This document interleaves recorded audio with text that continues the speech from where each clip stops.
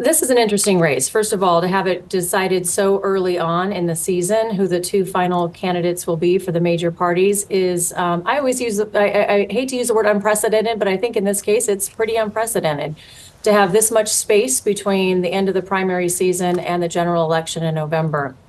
What this means is that we have a very long season ahead of us, wherein each of the parties will try to make the case for support to select their candidate as the ultimate, prevailing victor.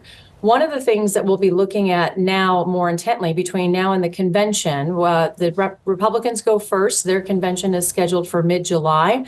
Democrats are a month later in mid-August, is the selection of running mates. So with both of these candidates presenting advanced ages to the American public, there's a keen interest in knowing who the VP candidate would be in the event that something catastrophic happens from a health perspective for either Trump or Biden. So expect a lot of conversation now from the Trump campaign about who his running mate will be. Clearly, he's not going to go with his former running mate, Mike Pence. So he's choosing someone new. And he's interviewing potential candidates in the public press, particularly to gauge audience reaction.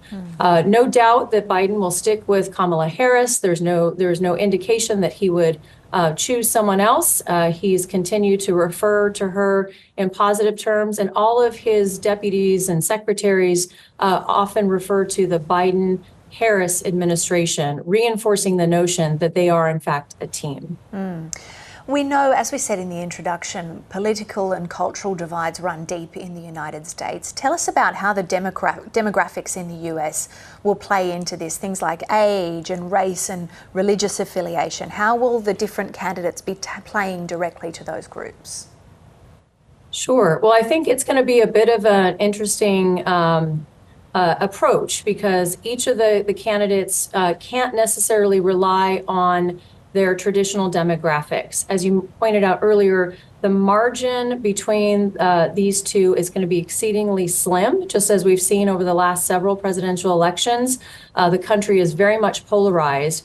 So already we're starting to jockey for what I call micro population support. So Biden, for example, was taking a lot of heat from his own party around his staunch support for unequivocal support for Israel. And as the campaign in Gaza drags on, you'll see him walking a little bit of that back, trying to broker a peace agreement to bring peace within his own party around that particular issue. He's also been urged to adopt a little bit more of a hardline stance on immigration.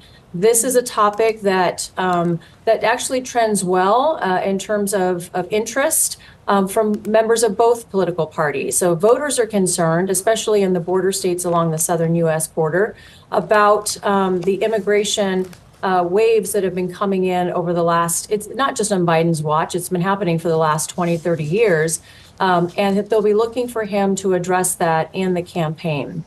Certainly Trump has been hammering that as a successful platform for him, going all the way back to 2016. That was the first issue that he promoted that got him some audience or traction with an audience, particularly in Texas and other conservative states. I would say you're looking at probably two different approaches. The coastal regions tend to trend Democratic.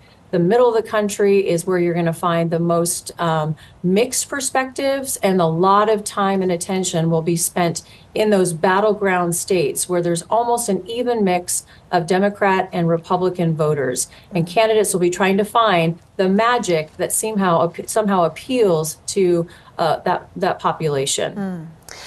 I want to get your thoughts on social media during this election campaign as well. We know there are moves in the US to ban TikTok, although that's yet to be seen that will actually follow through. But more broadly on the use of social media, we know that Donald Trump, last time he faced Joe Biden, was a big user of social media and of Twitter in particular as a way to get directly to the people. But there is more awareness and more concern this time around about fake news and particularly that coming through the medium of social media. How will that be used in this election campaign, for better or worse? Yeah, exactly. And I think you're right to point that out. This is the first campaign where artificial intelligence is widely available to everyone. So the ability to create artificial images, artificial text, artificial videos that look very credible and very realistic. I think we're going to see a lot of time and energy spent on debunking things that the other side will say is fake news. Whether this means that there's going to be so much of it that the audience just tunes it out and decides, I can't trust any of it, and goes back to a more traditional, sourcing perspective, or if it's going to become just a matter of who's going to create the most outlandish, artificially motivated story that gets the headline news now, not just for a day or two. The news cycles are much shorter. It's going to be an hour or two.